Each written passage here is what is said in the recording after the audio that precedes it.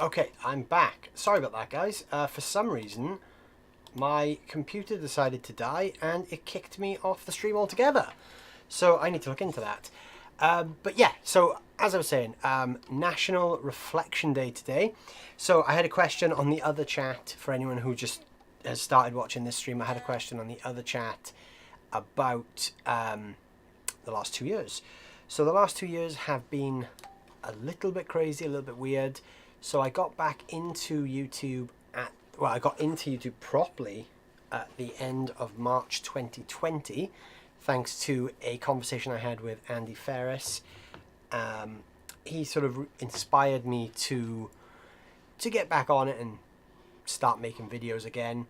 And yeah, that sort of snowballed a little bit, I guess, because I wasn't expecting anything crazy. I sort of got back into the YouTube thing with the idea that, you know, it would fill a little bit of time back up while I was off gigging, because obviously when the lockdown happened, all my gigs went, all my lessons went, everything kind of changed.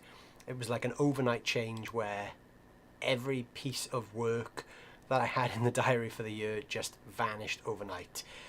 So it was very, very strange. So yeah, Andy kind of talked me back into the YouTube thing, which was nice. I sort of started up the channel really just as a bit of a hobby, I guess, just something to kind of keep me going during the lockdown.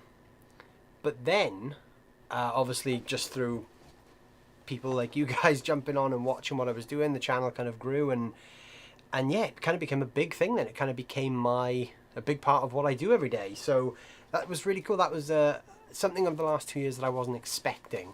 One of those kind of cool things that I never thought 2 years ago that I was going to be doing this to this level. So I'm very pleased that that kind of panned out. I can see a few people rejoining the stream. So yeah, sorry guys, the first stream completely died on me. I don't know why. It just kicked me out of everything. And I think we're all back now. Let me know if you guys can hear me, if you can see me. I currently have no idea if there's anyone even seeing this, because I can't even load the stream on YouTube my end. So yeah, let me know if you're getting anything from my end. I can see Buzzell just joined the chat. Good evening. I think we're live, so yeah, let me know. All good, House of Maximus? Okay, cool. So yeah, for anyone who's just joined, I was on another live stream since 6:30 as usual, and yeah, it just died on me. So I've restarted the stream, and I was in the middle of answering a question about National Reflection Day.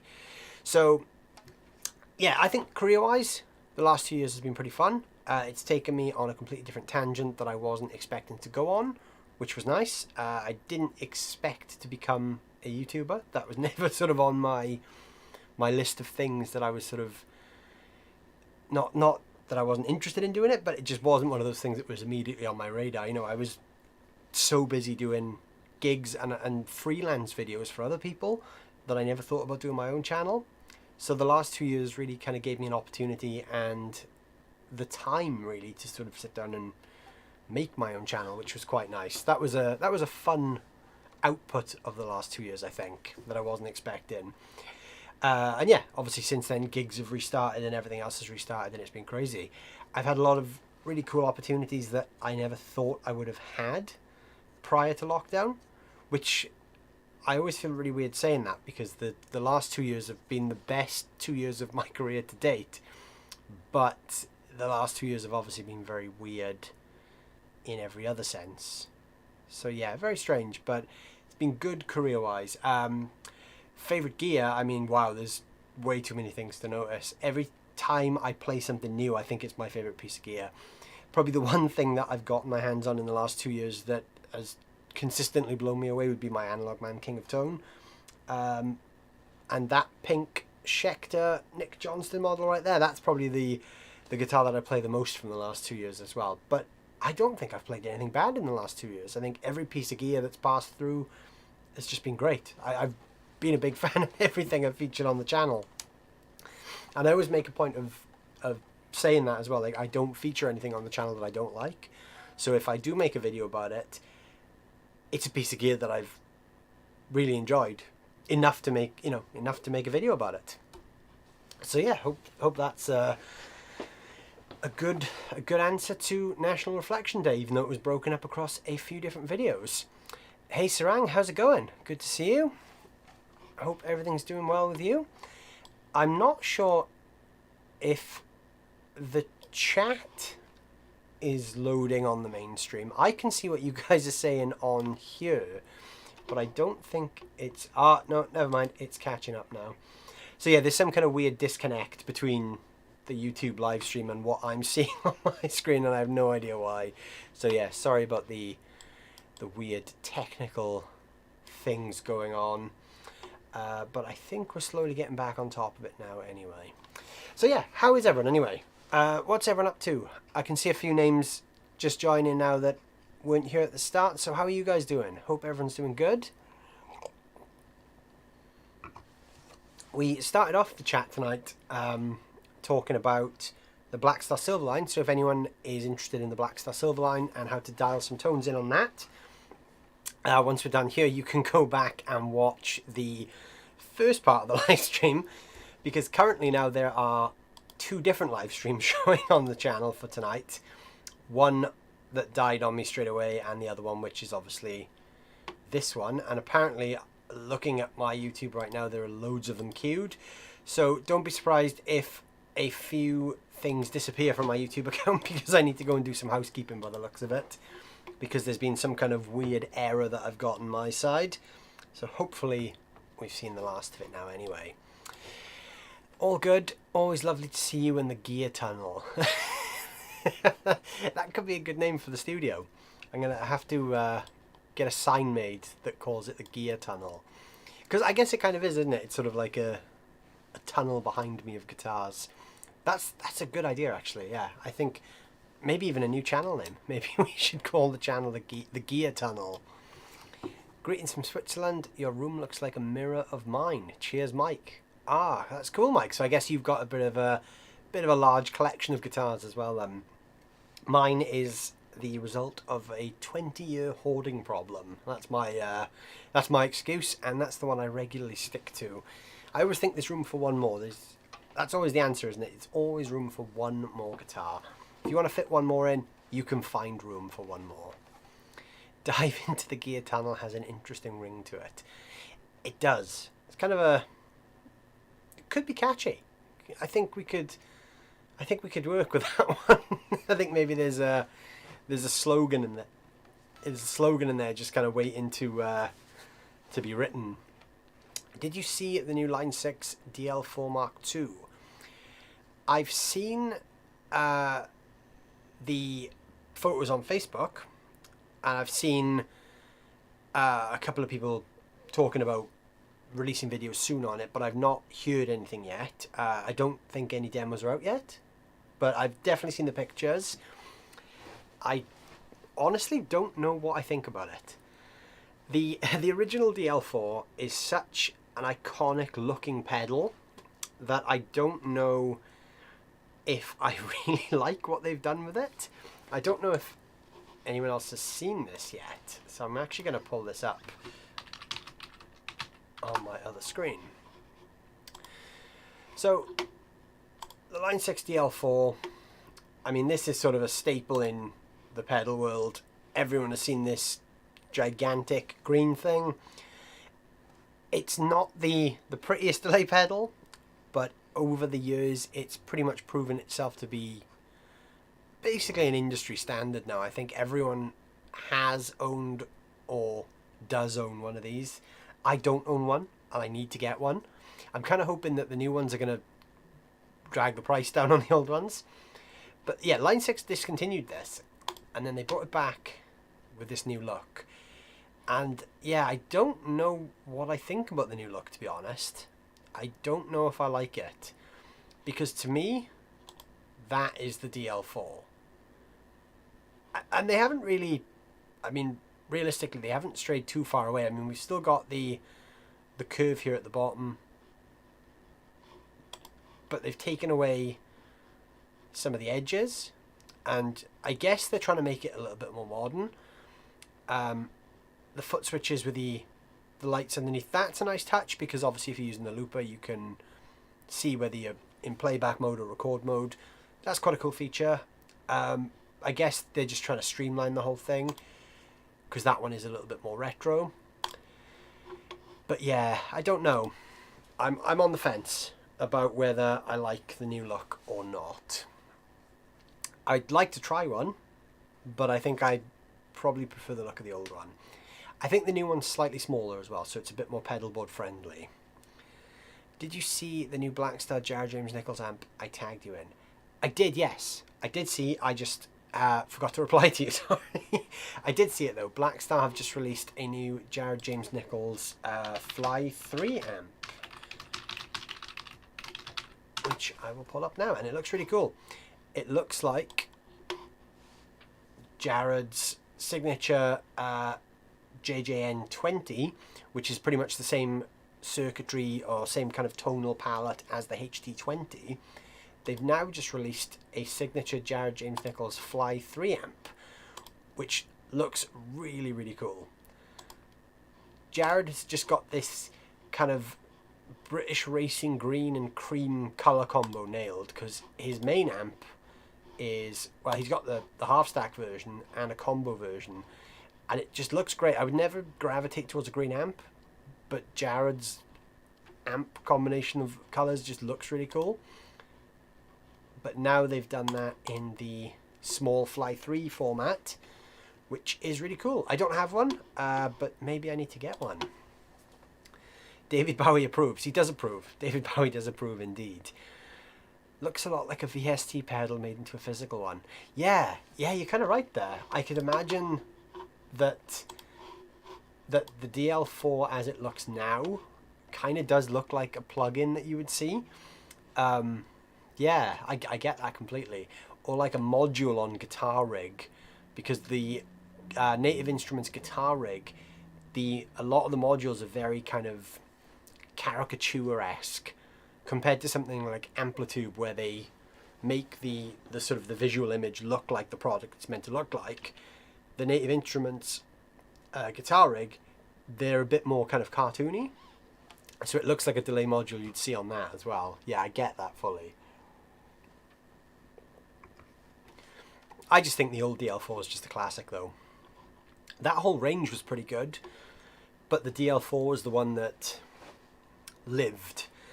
I don't think the distortion modeler, there was one, that didn't last very long. I don't think people really took to that one. The modulation one was pretty cool. That was purple, I think. And I'm sure there was a fourth one. Maybe reverbs. Maybe there's a reverb one. It's kind of the same format as what IK Multimedia are doing with their current X Gear range as well.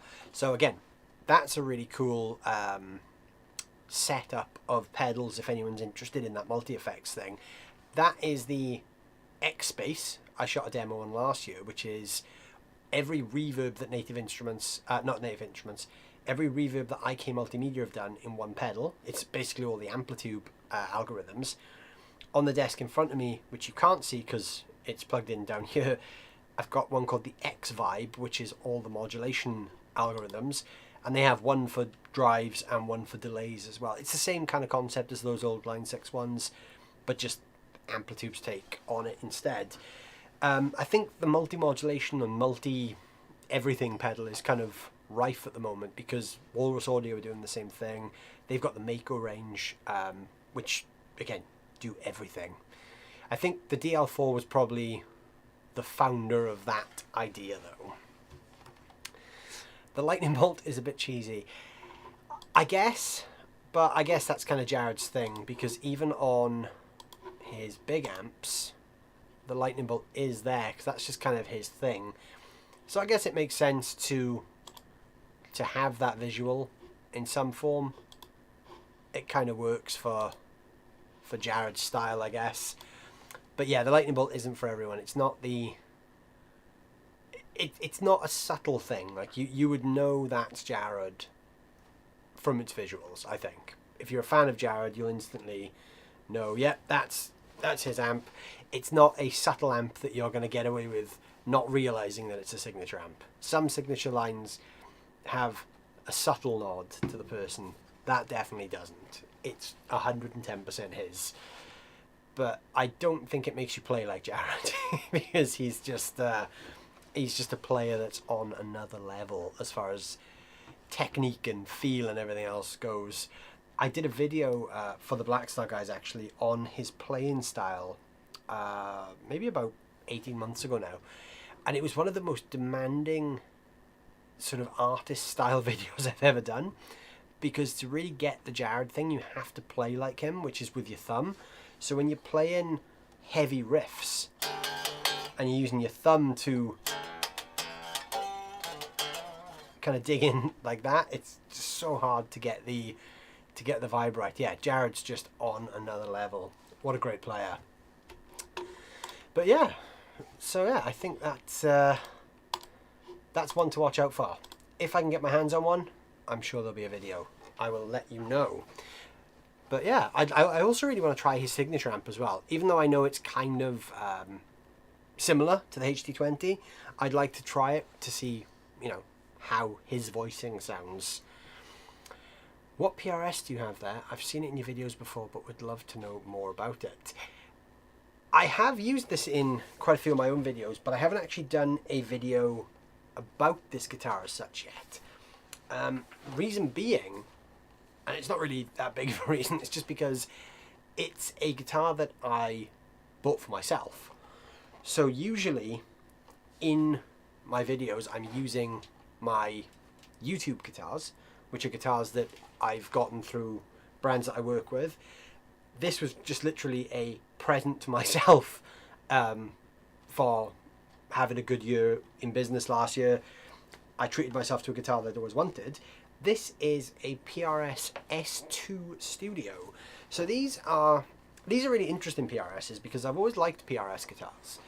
But every time I've played one, I've always been like 90% certain and 10% not certain. And the 10% comes from the fact that as a gigging musician, I think it's really hard to justify owning a £3,000 guitar that I'm going to be taking out and playing live, and it's going to get beaten up, it's going to get scraped and bumped. And then on the other hand, I can't justify spending £3,000 on a guitar that I'm not going to use. So it's really hard for me to justify owning a PRS to myself, even though I always kind of wanted one. This line came out and I was really intrigued because it's a third of the price of the regular PRS range, but it's still an American made PRS. So the S2 range are still made in the same factory, they're still made in Maryland by the same people, but they cut back on things like you know, the crazy quilted wood tops. So we've got a plain top which is stained, so there's no fancy colors, it's just plain open. You can even see in the light there it's open pore wood, so you can actually feel the wood grain, which is just stained red. Same on the neck, nothing fancy, but it's built like a PRS, so it's rock solid. It's got the PRS locking tuners. The flat finish is nice because it kind of feels worn in. Big fat neck, which is nice, but then the pickups are really cool as well because it's humbucker, which is the Starler humbucker. So the Starler single cut that they did, this is the same humbucker from that. And then these two, even though they look like mini humbuckers, they're actually just single coils. They're just in these big sort of casings. They're single coils, but they sound a little bit more like P90-esque without sounding like P90s. And then the bridge humbucker has a coil split. So it kind of does the best of both worlds, where you can play rock on it, but then you can kind of get a little bit stratty, but it doesn't sound like a Strat. So I'll give you some tones. Bridge humbucker.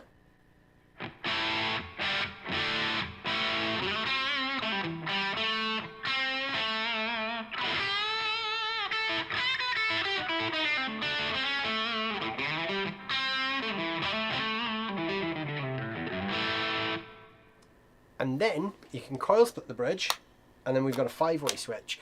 This is where it kind of gets a bit stratty.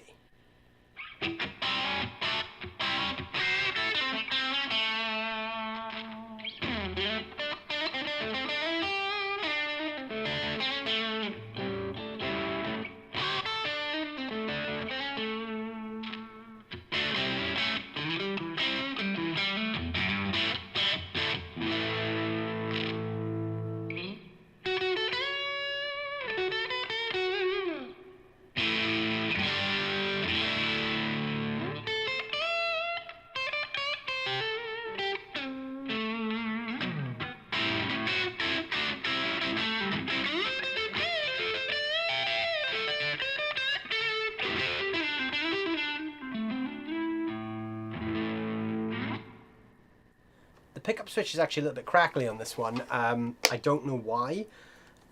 It's out of character for PRS to have a crackly pickup switch. I think I've just got one that is not the best switch. It's probably even me, to be honest. I've gigged this thing so much, I've probably damaged it. So I think I need to replace the pickup switch at some point, but other than that, it's great. But yeah, it kind of sounds like a cross between...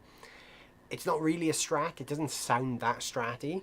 You can get Strat-ish kind of tones.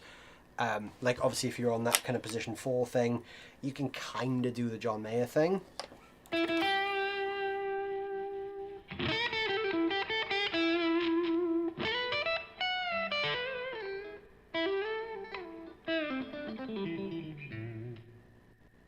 But it doesn't sound exactly like proper single coils. That's why I always think it sounds a little bit more P90-ish. But yeah, S2 Studio. It's a really great PRS if you're looking for a guitar that feels like an American PRS, is an American PRS, but doesn't cost the same as an American PRS. So these kind of retail at around about the sort of, I mean in the UK they're sort of like £1,400 to £1,500, and you can often get them in sales for a little bit cheaper. But these things actually go really cheap on the resale market. So I've seen loads of these going on, you know, Facebook pages and like eBay for sort of the £750 to £800 mark. So they don't hold their value like a full, I don't want to say a real PRS, but a full PRS, but they are pretty much the same thing. And if you like the open pore finish and you like relic guitars, these things chip a little bit easier. So I've actually done a little bit of damage to this. I know that's only minuscule, but I've only had this thing a year and I've already put some dents in it. So it kind of, you know, you don't feel as bad with this. It doesn't feel like I'm taking out a £3,500 guitar and beating it up, you know. It just kind of feels like a good working guitar. I'm not afraid to put some dings in this thing. Sounds like a Les Paul with Stratty pickups. Yeah, it kind of does, yeah. Because, I mean, the construction, it's mahogany, so yeah, it's kind of Les Paul-ish. But then the pickups kind of take it away from the Les Paul sound. You can also get this guitar with 2 humbuckers, so I guess that one would sound more like a Les Paul. And if I remember right, I'm sure there's a weird scale length on this as well. I'm sure this is like a 25-inch scale length or something. I'm sure there's some difference. I can't remember the exact spec. And annoyingly, I don't know why, but this particular model isn't on the PRS website. But they've brought the studio one with the humbucker and 2 singles. Comes in and out of the line all the time. This is the only one in the S2 range they don't constantly keep in stock. They seem to bring it out every year, bring X amount of them out, and then they sell it, they take it off the website, and then they seem to do the same thing every year. But yeah, if you can find one of these, they're fantastic. It's a really interesting take on a PRS. It's different to your kind of regular twin humbucker guitar. That's why I like it, because it's just a little bit more versatile. I've kind of gotten bored with guitars with just 2 humbuckers. I like having that option to, like you said, sound like a Les Paul, but then go a little bit Stratty and go a little bit off that kind of tonal path. It's a little bit more interesting, I think, when you're using one guitar for something. You can have a bunch of different sounds. And the coil split helps as well. The coil split helps massively with that. Have you tried the Keeley Caverns delay reverb? I'm thinking of adding it to my board. I haven't actually tried that. I know a lot of people who have and love it, but I've not personally tried one. But I've heard nothing but good things about it. But yeah, just haven't personally crossed paths with one. My favourite reverb at the moment is this thing, the Walrus Audio Mako R1. The Mako stuff is really, really cool. They do a delay one as well, which I did a demo of last year. There's a demo of this one coming up soon. And this is like every reverb you could ever need in one box. And way more. It's got 6 different reverb algorithms. You can save like 9 presets to the pedal. I always think that stuff like this is almost overkill for me, because I tend to like things that do one good sound. So when I get something like this, even though this is like a tweaker's dream, I just dial in a reverb that I really like and tend to leave it. I did the same with the Helix.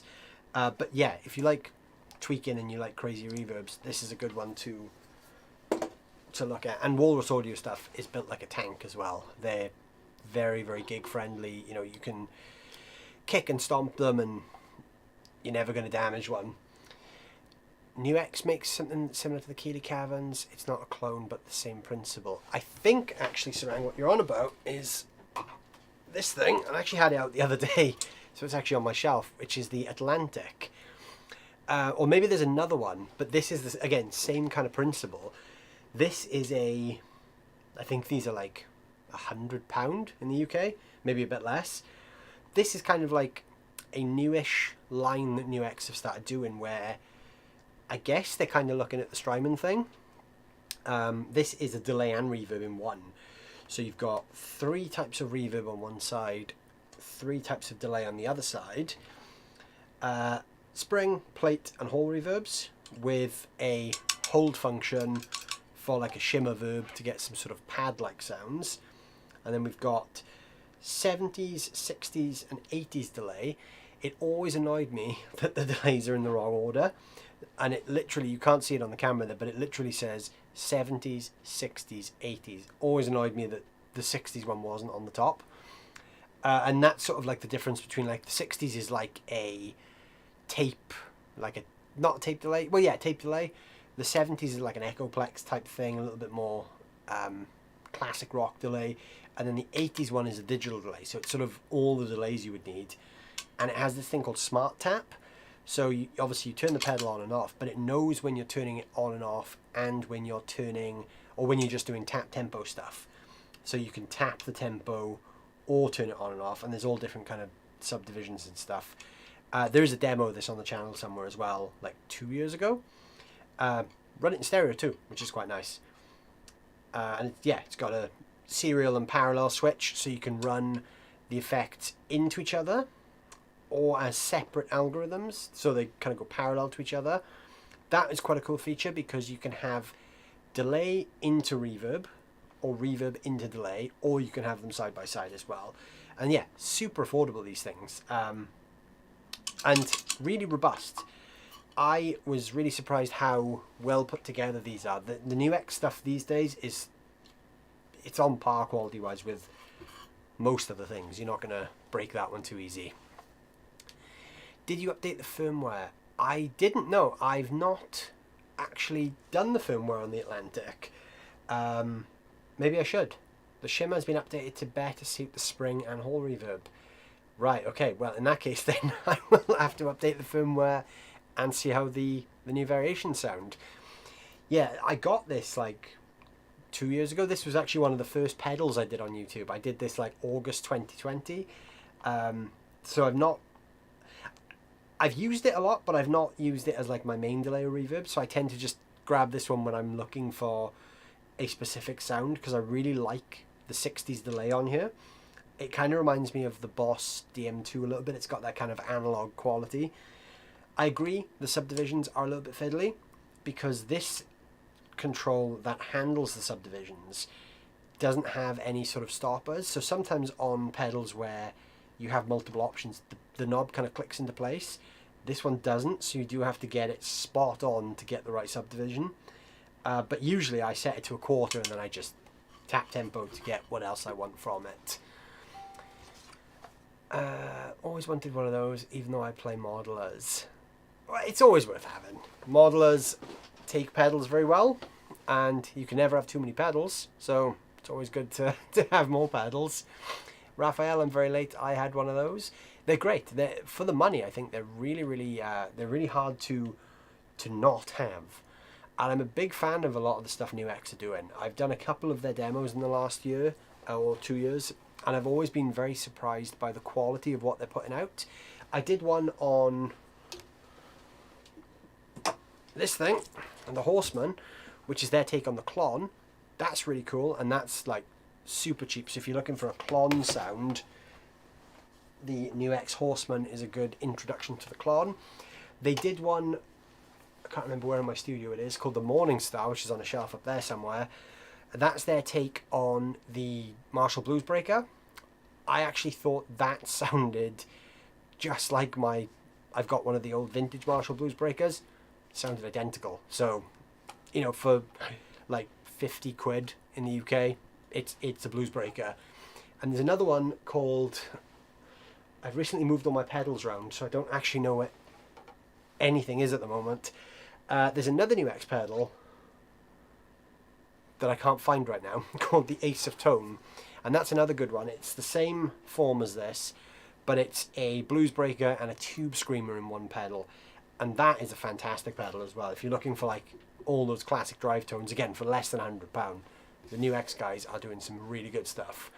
98 quid on Amazon there from Sarang, so yeah, very affordable. Yeah, Quicksilver, the Ace of Tone is the one I'm talking about. Metataro, hello from Vienna, Austria. Hello. I've never been to Vienna. I almost went a few years ago, but ended up not going at the last minute. But I'd love to visit Vienna at some point. Boring topic, but can you recommend a company for cheap but good patch cables? That's a good question. At the moment, I'm using these ones, which are Mogami patch cables and gold-plated ends, which I'm getting on Amazon. And these are, I think they're like £5 or £6 for 3. They're pretty good. But there's another type of patch cable that I was literally looking at a couple of hours ago, and now I can't find it, which I got from PMT, and message me on socials and I'll find the name. But they are molded ends, which I don't usually like, but they are actually really good ones. I think they're Tortec, actually. Tortec, which is like PMT's in-house brand, I think. They do these patch cables that are molded end, but they're really affordable, but they're good quality, and I've actually been gigging those lots as well. And they work, you know, they work great, they sound great. I've not noticed any issues with the quality of them at all. I meant to ask you delay and reverb, or delay or reverb. I keep gravitating towards reverb as I can't seem to dial in delay properly. For me, reverb wins every time. I like delay, but I don't use delay that much. For me, I use delay as like a textural thing. So if I'm playing like a lead line, I might kick on a bit of delay just because, but I rarely ever find myself building a pedal board with a delay pedal on it. I would sooner have reverb or multiple reverbs than delay, just because I like the sound of the space, but I don't necessarily like the repeats. If I do use delay, I like a very short kind of slap back, again, textural. Always prefer analog delays as well, so I love the Boss DM2, that really old school vintage sound, like tape echoes, those kind of things, but just very short, just to kind of fatten up guitar solos a little bit as well. But yeah, reverb all the time. The more reverb, the better. And spring reverb is probably my favorite if I had to pick a reverb type. Or hall. I like hall as well. I like reverb. I like reverb in general. But I used to hate reverb when I was younger. When I was younger, I always used to play everything dry, and I thought reverb just didn't sound good. And then one day I plugged into a good reverb, and that changed everything. So now I don't do anything without reverb. Hoser cables, yeah, great choice, Hoser cables. The problem with patch cables is patch cables can very quickly become very expensive, especially if you're putting together a big pedal board. If you're putting together like 2 or 3 pedals, then it's fine to say, you know, I'm going to spend £20 on patch cables, that's fine. But then when you start talking 10 pedals, 12 pedals, 27 pedals. Then if you're buying premium cables, you start thinking, okay, well now this is going to cost me £200 to put all my cables on the board. Then it becomes a very expensive hobby. So yeah, it's a fine line between affordable versus quality. The cheapest and best option, if you're handy with a soldering iron, is to make your own. That's really the answer. You can buy like pedal patch cable kits from companies like Pedal Patch. They make some great affordable kits. I think you can get like 10 cables for like 80 quid or something. Again, it's not super cheap, but you can cut them to length and make them yourself, and they're great. But yeah, it can easily become an expensive hobby buying patch cables. I dread to think how much I've spent on them over the years. I put together an all NUX pedal board. My chain goes from the Polytune 3 into the NUX Masamune. The compressor and boost. Yeah, that looks cool. I haven't tried that one. Into the Fireman distortion.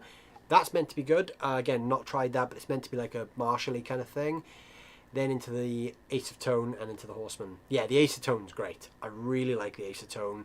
The Horseman's fantastic. The Horseman just sounds like a Klon.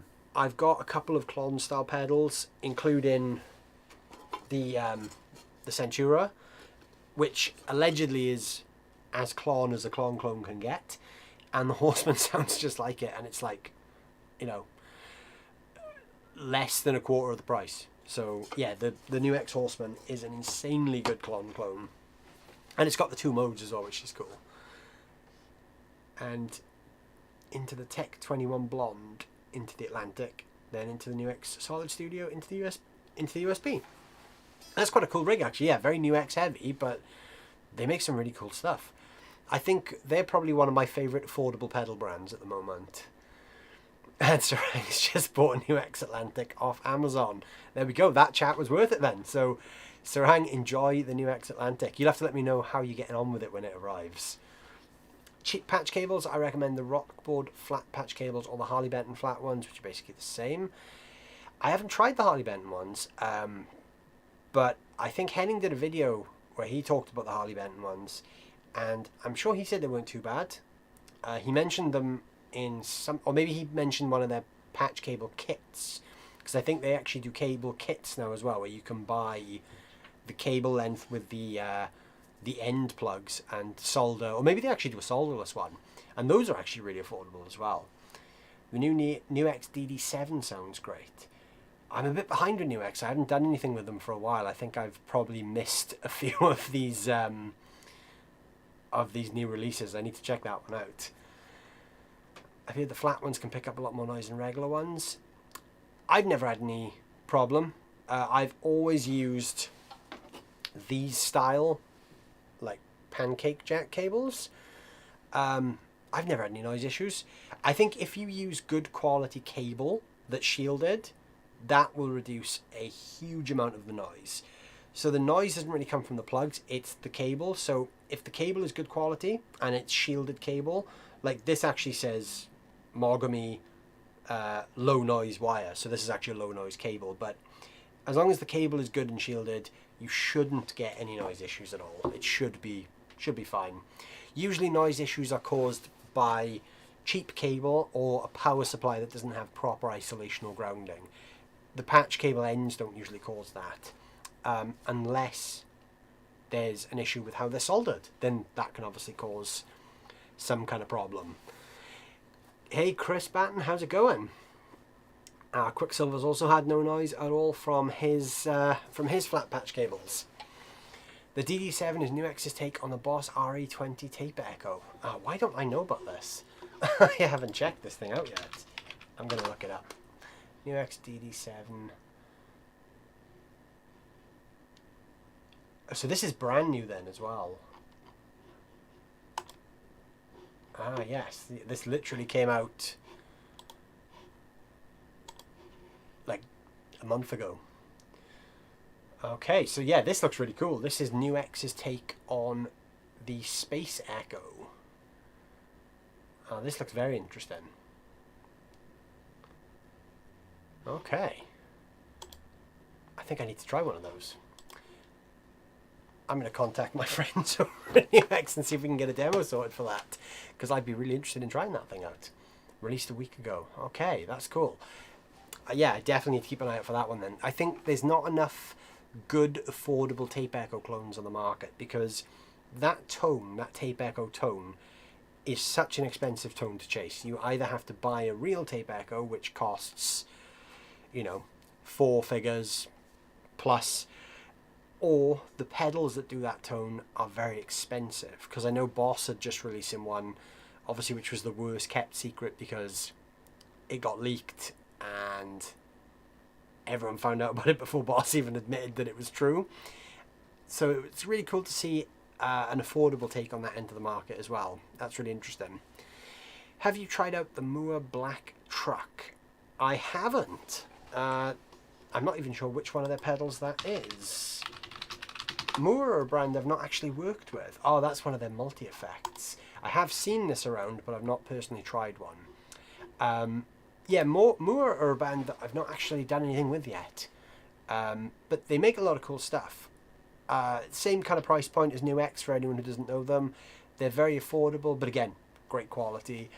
I remember when I first started buying like a lot of pedals years ago, when things like Joyo were first coming out, and they were super affordable at the time. They were like £20-30 a piece, but they were terrible quality. But nowadays, those affordable pedal companies are actually making really good pedals.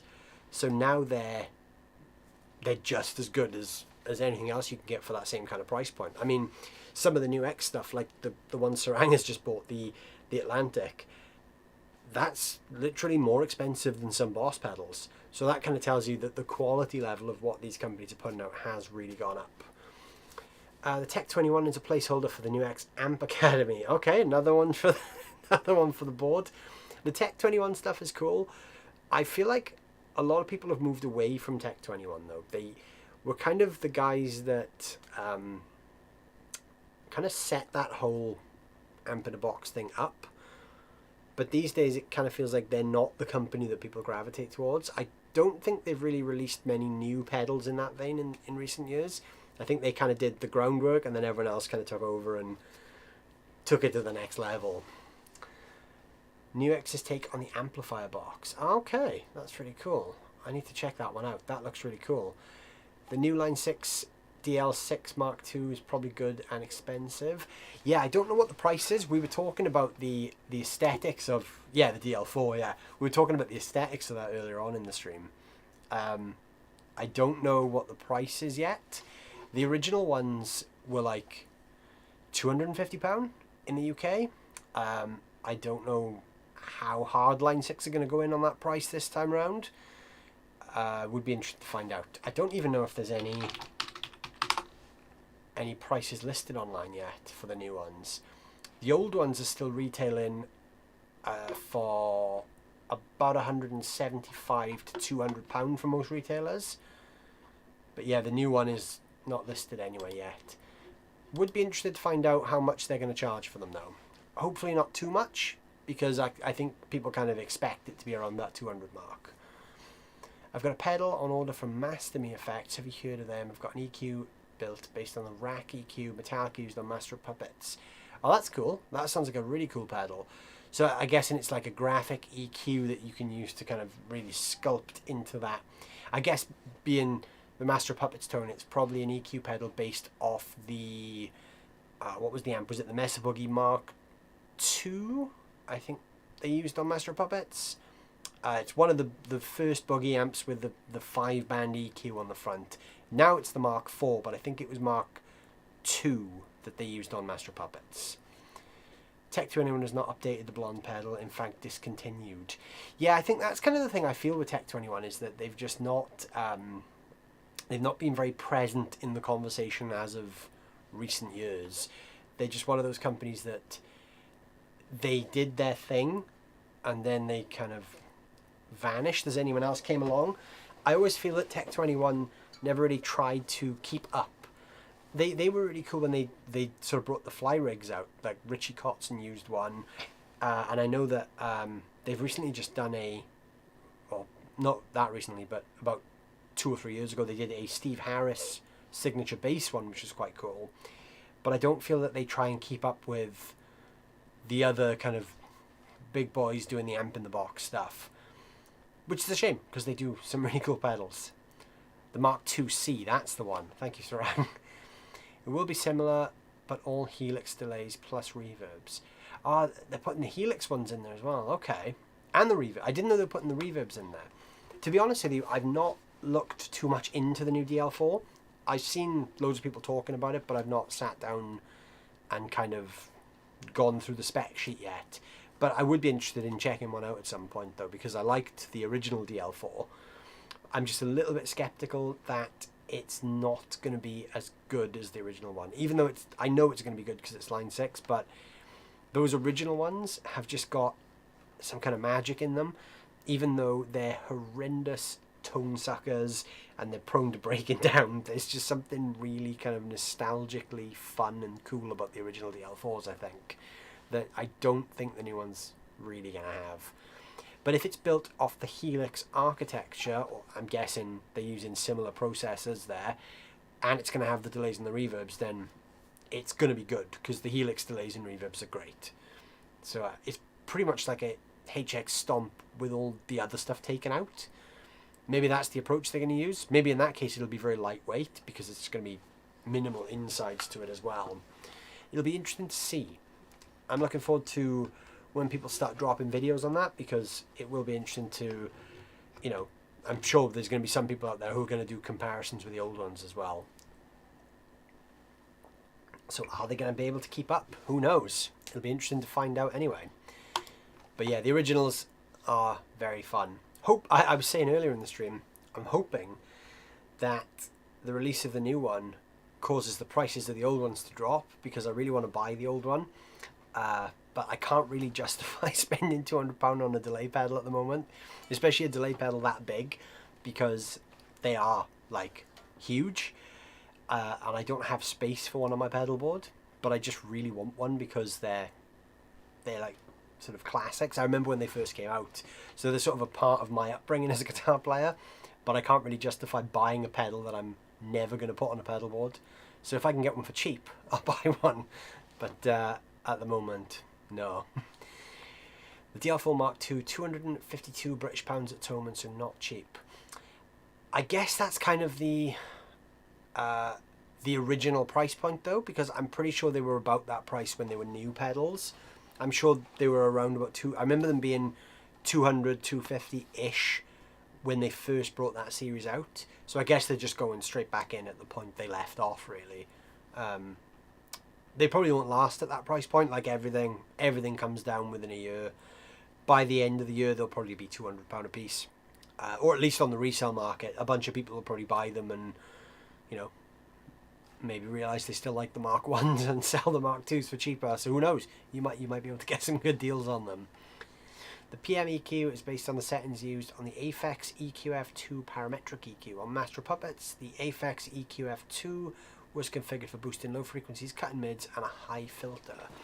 Okay, yeah, so it is kind of the same deal, because I know they used the graphic EQ on the Mesa Boogie Mark IIs in the same way. They would get that sort of smiley face, so the bass and the trebles are boosted, and you scoop the mids out. That very much is the Master Puppets tone.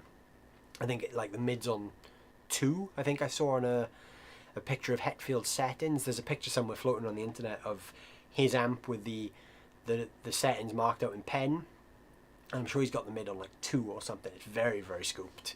So that'd be really cool. That sounds like a really interesting pedal. I wonder if it does more than just the mid scoop thing. I'm sure it probably does. The original DL4 is unbeatable. Yeah, it is. I think even if the new DL4 is really good and even better than the original one in, you know, technical terms, because it'll be better built. The algorithms will be much better, because we're talking nearly 20 years of programming and technology differences between the original and the modern one. On paper, the new one will be better spec, better everything. But I do agree, the original is like the benchmark. It's like every Tube Screamer variant is not better than a Tube Screamer, because that's the original. That's where it all kind of started. So yeah, they'll have a hard job replacing the DL4, even with the new DL4, which is funny. Because I think the DL4 has got such a cult following. People will always gravitate towards the original one. It's such a kind of a staple in the guitar world now. Dennis, better late than never? I didn't know. Hey Dennis, how you doing? Good to see you here. It's always better to be late than never. You missed all the technical problems anyway. We had a couple of technical issues at the start of the the stream, where we ended up having to start a new stream, but you're here now anyway. If you're going to catch up later on, there'll be 2 streams to watch, because there's about half hour on the first one, and then however long we've been on this stream as well. But yeah, if you're ever in doubt, it's the same time every Wednesday, 6:30 UK time. Although, and I'm going to put this out on socials this week to all of you guys, I'm thinking about pushing back the time to do it a little bit later, because a lot of you guys seem to join later on in the stream. So if it would be better for you guys to have these streams kicking off a bit later, let me know. I'll do some posts on social this week just to clarify that. But I am thinking about making the stream a little bit later, just because we seem to pick up more traction towards the end. So, you know, if that's better for everyone, then we'll go later. You already have the Stomp XL? I do, yes. I do have the Stomp XL. And that pretty much gives me everything I need in terms of delays and reverbs. I have a bunch of delay pedals anyway that I don't use as much as I should, because delay is an effect that I never really loved.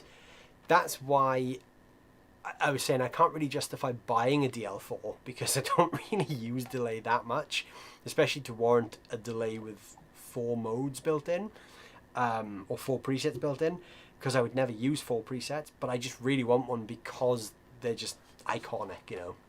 I'm happy with just the slapback delay though, in terms of if I'm taking a delay to a gig, it's not going to be anything crazy like that. Mark amps have no bass at the input stage and have loads of mids. That's why the mid scoop and the post EQ is so aggressive. It's fascinating how a blues amp became the standard of metal tones. Yeah, that's funny, because the Mark II stuff is way more versatile than people think. And people always go down the rabbit hole of, you know, the Mark II's the Metallica thing. It's the Master of Puppets. It's, you know, Dream Theater. Like John Petrucci's always used the Mark II stuff as well. But then Carlos Santana uses it. And there are no 2 guitar tones that are so different than Master of Puppets and Carlos Santana. But it's the same amp. So I know Santana's used the Mark stuff a lot as well. So yeah, it's interesting how that did pan out that way. But you could say the same for Marshall, because I mean the original Marshalls, the JMPs and the JTMs, they're not metal amps, but then the circuitry of those were kind of adapted for the JCM. So, you know, it does happen. I think metal players are pretty adaptive. They can find tone anywhere when they need it to. Quicksilver wants a later stream. Okay, I'm definitely thinking that a later stream might be an idea. Just because we do seem to pick up a little bit more traction towards this time. So maybe I'll push it back a little bit next week. We'll try that out. Maybe we'll go an hour later next week and see how that goes. It's 3 p.m. in Tulsa. I'll follow you whenever and wherever. That's very kind of you, Dennis. Thank you very much. It's always good to see your name crop up on videos. It'll probably drop in price, then get ridiculous after 5 years. Yeah, no, that's what I'm thinking. I have this feeling that the DL4 Mark I's will go down a lot this year, because obviously the Mark IIs are going to come out, so everyone's going to want the new toy. But then the Mark I's will skyrocket because the demand will be there, because obviously there's not going to be any more. They're not going to make any more of them because they don't need to, because they have the Mark IIs. So yeah, I got a feeling the prices might go that direction. What was the amp used on Santana's Black Magic Woman? I don't know, but I'm pretty sure a quick Google search will tell us the answer to that. So let's have a look. The first post on a forum says a 60s Gibson SG Special with a pair of Fender Twins played very loudly. Someone else says a dual Showman amp with a 65 Princeton. Any other takers on that? The Fender thing seems to be the correct answer, it would seem. Apparently 2 Fender amps cranked very loud. That's the Santana secret there, with an SG special. Metal players seem to be a lot more innovative than any other genre. I think that's because the whole metal tone is something that a guitar amp by default isn't designed to do. Oh, well, it is designed to do, but it's not the natural voice of a guitar amp. Even amps like Fender amps, which are what we would consider to be scooped, are nowhere near as scooped as the way Metallica would make a Mesa Boogie sound. That's like super scooped. So I think metal players do have to work a little bit harder to get their sort of ideal tone from an amp, which I guess is why you use, you know, EQ pedals and things like tube screamers to really shape and tighten things up. And also the gain side of it. When you add gain to something, and that much gain, you're talking, you know, compression, natural compression from the amp, which causes sag, which causes the notes to kind of collapse. And when you're a metal player, you don't want the note collapse, you want the notes to be tight, but you want the gain of the cranked amp. So there's all these different kind of compromises, and I think that's where the whole idea of using EQ pedals and boosting with other things to get a tight sound, that's where all that kind of innovation came from. You know what's ridiculous? The price on a Timmy pedal nowadays.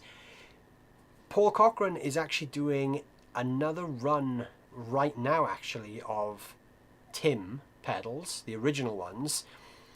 He does occasionally bring out more Timmys through one of the American retailers, not Sweetwater. I'm sure there's another one that he does it through. But with Paul Cochran, he sort of does small runs when he wants to do them. It's not like a sort of a production line thing. If you want the Timmy sound on a budget though, the MXR Timmy is incredible. That's like £120 in the UK, and they're in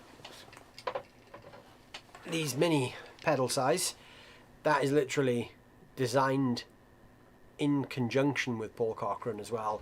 So it is the Timmy circuit, but in a tiny pedal, and for like a third of the price of a proper Timmy. So if you want that sound without breaking the bank, check out the MXR one. That's definitely worth checking out. Do you still have the TUBEBUDDY Beekeeper? I do, yes. That is like a Dumble amp in a box kind of thing for anyone who's never heard of that before. TUBEBUDDY are a small Canadian company that build these kind of amp in a box style pedals. The Beekeeper is their take on the Dumble Overdrive Special, I think. It's like a clean and drive channel, but you can also use it as just a drive pedal as well. It's a fantastically versatile pedal though. It's really good. The only thing I don't like about it is the fact that it runs off weird power. It needs like 500 milliamps at 12 volt DC, which a lot of power supplies just don't do. So you have to have its own power supply, which obviously is not ideal if you're building a pedal board with a multi output supply. But it's a good pedal though. It sounds great, feels great. It's got that kind of natural amp feel to it as well. And if you're using it with like a cab sim pedal or a cab sim of some sort, it feels very amp-like, which is great. And it has a tube in it. How are you feeling about the new arena? I'm amazed that some of the acts are already lined up. Yeah, interesting. I didn't know how I felt about it before it opened. For anyone who doesn't know, in Swansea, where I'm from, we've just opened the new arena, and most people thought it was going to fail, and within the first 6 months they've announced loads of great shows, including Alice Cooper. So who would have thought it? But we're actually going to be getting some good bands in this town. Yeah, I'm looking forward to seeing the place. It's meant to be pretty cool inside. Sarang, I have the two original Timmy V2 pedals. Not even Klon prices will make me part with those. The Timmy is a great pedal. Yeah, the Timmy is it's a cool drive circuit. It doesn't sound like anything else. It has its own flavour. And I guess that's kind of the point. Paul Cochran designed that because he wanted the pedal to basically be, to throw the buzzword around, transparent. He didn't want it to sound like anything in particular. It was meant to just push an amp. but kind of like the Klon does, if you push the Timmy and you really crank the gain and you play with the clip-in switch, you can get some really different drive sounds out of it. It's such a different take on the drive tone because it doesn't sound like a tube screamer, it doesn't sound like a blues breaker, it doesn't sound like anything other than what it's designed to sound like, which is its own thing. So it's a hard one to say what it sounds like if you've never heard one before. It stacks really nice, it plays nice with other pedals too. Yeah, great drive. I've not tried one of the original ones, but I've tried obviously the MXR one because I have it, and I've played the model of it on the Helix as well, and I can confirm that the Helix model of the Timmy is identical to the MXR Timmy. So if the MXR Timmy is as close to the original one as they claim, because Paul designed it with MXR, then yeah, I can imagine that the original ones sound great as well. I do need to get an original one, but again, they're not cheap. Not even Klon prices will make you part with it though. That's a bold statement. So if someone came along and dropped $5 on the table, you wouldn't budge. I think you'd think about it though. At least you'd consider parting with at least one of them for $5. It also does rat-esque fuzzy tones nicely. Yeah, it kind of does actually. Yeah, you're right. When you push it, you can get some, like, it's almost a fuzz. It's not fuzz, but it's almost fuzz. It's like 10% away from being fuzz at the top, at the very top of the clipping stage. Timmy into Tube Screamer is my go-to for getting lead tones from edge of breakup amps. Yeah, that sounds like a good combination there. Timmy into Tube Screamer, because the Timmy doesn't really do too much EQ wise, because the EQ circuit is really cleverly designed that the Timmy doesn't add EQ to your tone, it can only take it away. So the EQ controls on this one, it's the bass and the treble. They're weirdly laid out for some reason, but the bass is up there and the treble's down here. When they're on 10, or what we perceive as being full, they're actually bypassed. So the sound that passes through the pedal at that point is the same EQ sound as what you've set your amp to or your other pedals. And then these work by removing, so when you actually turn the pedal down, you're actually removing part of that frequency band. So it's a really interesting take on EQ because it's a subtractive EQ rather than an EQ that adds frequency. It takes away. So you can actually change your sound in reverse, which is nice, because this on its own, especially if you run it with low gain, is very, very transparent and very kind of unobtrusive and uninterfering with your guitar tone, which is nice. It's an easy pedal to integrate into the chain. I would see let Timmy get that MXR Timmy and pocket the other $4,900. Yeah, I mean, you could buy a couple of MXR Timmys for that price and still have a lot of change. Or you could even, realistically, here's a good way to think about it, and this might change Sarang's mind. The Timmy is not going for Klon prices. So if you sold one of those Timmys for $5, you could buy another one and still have some spare money. So maybe that's worth thinking about. Paul has confessed that the location of the weird bass and treble knobs is down to his inexperience with soldering and circuit design. That's interesting because even though now Paul is obviously a much more sort of knowledgeable builder, that's kind of become his quirk, that he's just left them there. So he's never changed the location of those controls. They've always been in those two corners, because usually we'd have the gain and volume and then the EQs would be together, but here it's the opposite, because you're at the gain and the bass and then the volume and the treble with the clip-in switch in the middle. So it's interesting, but it's a cool quirk. I guess it's something that's quite sort of natural to the Timmy. That's their thing really, isn't it? That's the way the Timmy is laid out. See, Sarang is thinking now. Sarang is thinking about parting with those Timmys for that money. And I think most people would. I think if someone threw $5 on the table, you'd be hard pressed to turn that down. Especially if you knew you could buy another one for less than what you were getting paid. Because you could be in profit there, Sarang. That could be a winner for you. The V3 Timmy addresses that just like the MXR Timmy, and has also reversed the sweep on the bass and treble controls. I'm pretty sure that's still reversed on No, because the original Timmy, the knobs work the other way, don't they? If I remember right, isn't it 0 is bypassed, and then the more you turn it up, it removes the frequency, I think. Is that right, Sarang? Because obviously you've got the original ones. I can't remember. There was a slight change between the MXR one in terms of functionality, not sound. There was one little thing they changed there. I even have the fabled kitchen roll from Paul's Kitchen that came as packaging with a Timmy. That alone ought to be worth $1,000. You should ask Paul to sign it. Paul's very active on Facebook. You should ask him to sign the kitchen roll for you, and then it'll be worth even more. Then you could buy a real clon with the profits. That would be a nice addition then to the collection. You could have a real Timmy and a real clon. That'd be quite cool. But yeah, it's a great pedal though. Like, anyone who hasn't tried the Timmy, I think needs to try one. It's a very unique and different drive circuit, but you can't really say what it is without trying it. It's not like anything else. It's just its own thing. The original Timmy is like the MXR and loud chorus. Full clockwise is flat EQ. Yeah, it's a confusing one, isn't it? Like, if you've never played one, it's a bit fiddly because the EQ is the opposite to what you think it should be. It does the opposite thing. It takes a little bit of getting used to in that sense, but once you kind of got your sound, I don't know. I don't know about you guys, but my kind of approach to a drive tone is that when I have a pedal, whatever it is, the Timmy or any other drive pedal I own, I kind of find the one setting that I like it to do, and then I never really tweak it from there. So if I have like my Timmy, my settings for my Timmy are usually around about that.